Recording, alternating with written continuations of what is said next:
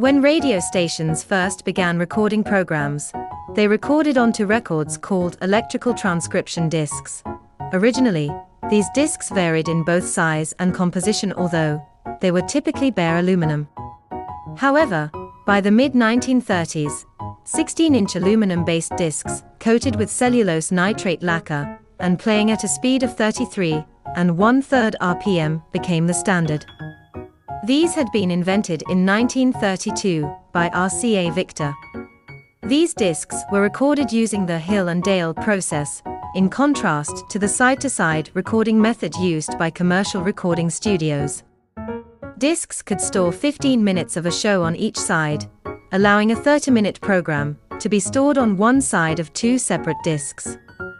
The discs would deteriorate rapidly on each playing, allowing only a few playbacks before being destroyed. During World War II, aluminum became a necessary material for the war effort. This caused alternatives to aluminum to be used for electrical transcription discs, since aluminum was hard to come by. As a result, glass became the most common material used for discs between the years of 1942 and 1945. Magnetic wire recording. In the late 1940s, wire recording became a medium for recording radio programs, since it was less expensive to make recordings with and did not have the strict time limits of electrical transcription discs. In addition, the fidelity of these recordings was comparable to the 78s of the time. Reel-to-reel tape recording. Magnetic wire recording was replaced by the introduction of the reel-to-reel audio tape in the early 1950s. Tape had several advantages over earlier recording methods. It could achieve higher fidelity than both electrical transcription discs and magnetic wire. In addition, it could be edited easier using a process known as splicing. Bing Crosby became the first major proponent of this medium for radio, and was the first to use it for his radio show, when he used it for a demonstration program in 1947.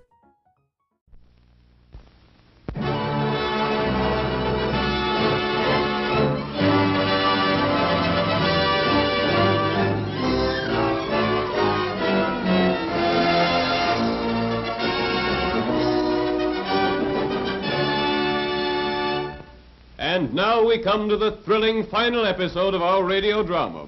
Old Pete Belden, driver of the jitney from Carsonburg to Copper Springs, has a double load today.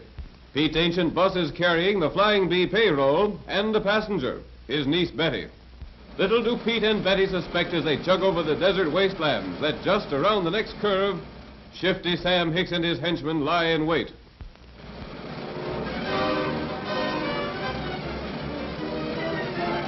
It hasn't been the same without you, Betty, but now that you're back, you'll find nothing's changed and nothing's happened. Nothing's happened? Why, I heard you had 2 new horses. I can't wait to give them a run. You be careful where you ride these days. Got a band of rustlers operating in the neighborhood. Oh, pooh. You don't seem very scared, carrying the payroll in every month. But you better stick close to home. All right, Uncle, don't worry. Now, how have the new...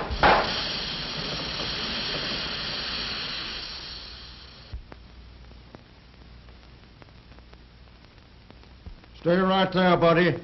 Where's the Flying Bee payroll? Yeah, it is, Sam. Give it here.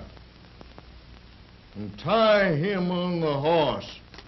What about the girl? We didn't count on her being along. We'll tie her in the car. Let's get going.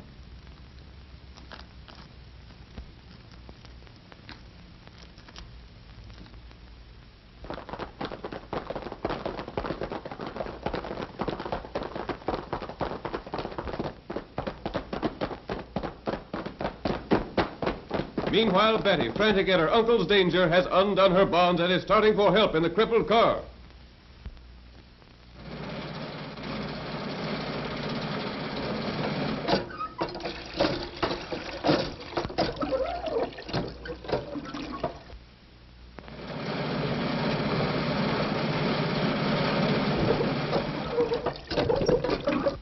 Sheriff Tom, hurry, hurry. Betty, Where's your Uncle Pete? We were held up, Tom. 3 men. They took the Flying B payroll and headed up toward Pine Gap, and they took Uncle with them.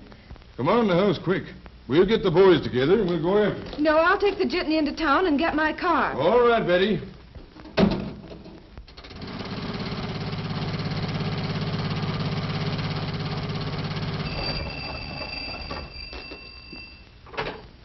Hello?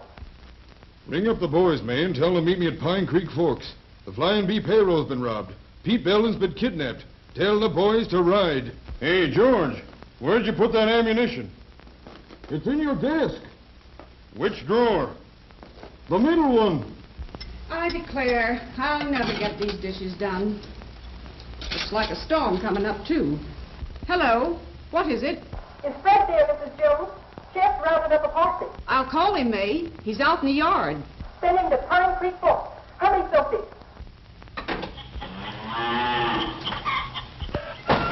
Fred! Oh, Fred! Hello! Posse, Fred. Sheriff wants you at Pine Creek Forks. They're riding. All right. Oh, boss. Steady. Hey, Joe. We're saddling. Tom wants a posse. Something stern, I reckon. All right, Fred. Better stop that windmill. We're going to storm. See you later, Ma. Be careful, Fred. Hello, May. They've gone. Have you got the other boys? Some of them. I'm calling the blacksmith now. Hello? Charlie. Payroll robbery. Meet the sheriff at Pine Creek Forks. Pick up Bill and Frank on the way. I'm riding, Harry. Let's set their wagon out of the way.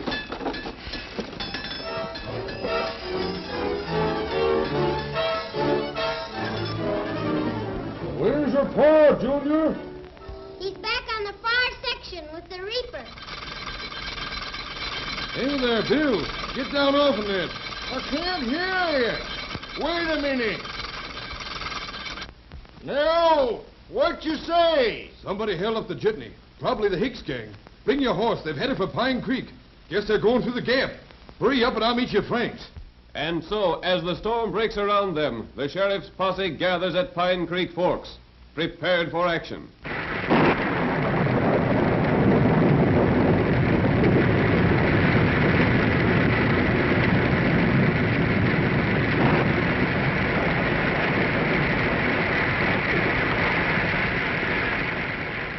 Men, Hicks and his gang have been around this country too long.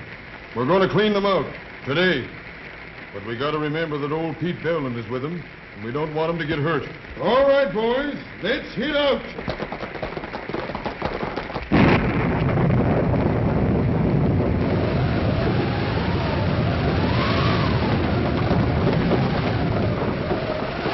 Come on, men. We're gaining on them. They've seen us, Tom. Right, fellas.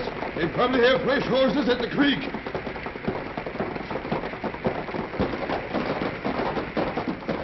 Hold up there. We'll set fire to the gap and stop. Whoa! Slim, you chop a couple of them small trees. Right. We'll spread a fire they can't get through. These are pretty green for burning, Sam. Grass is dry as tinder here. That'll get it started. Shorty, you get some of that dead wood burning in a hurry. Grass is catching on. It's dry, all right. How about the trees, Slim? About ready?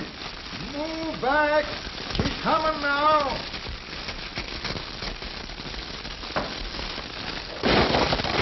Cut another one farther back. Apache's closing in on us.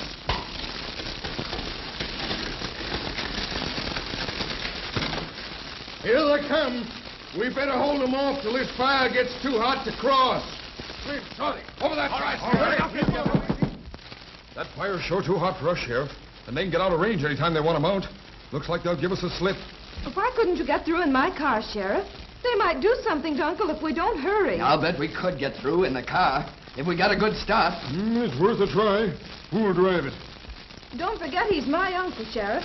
I'll drive it through myself. You'll drive nothing. Get out and get behind the trees. They're mounting up, Sheriff. They're heading down the creek. All right, Jack, let's go. Two of you men come with us. The rest of you keep firing. Swift, come on, man. Follow me. All right, go on. This way. Come on. All right, come on now. Keep on, boys.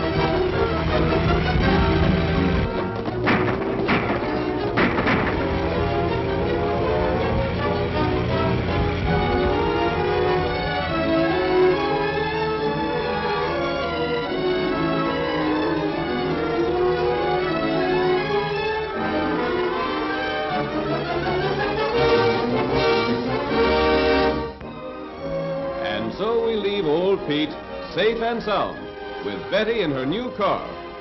And to our friends of the radio audience, we bid a pleasant good night.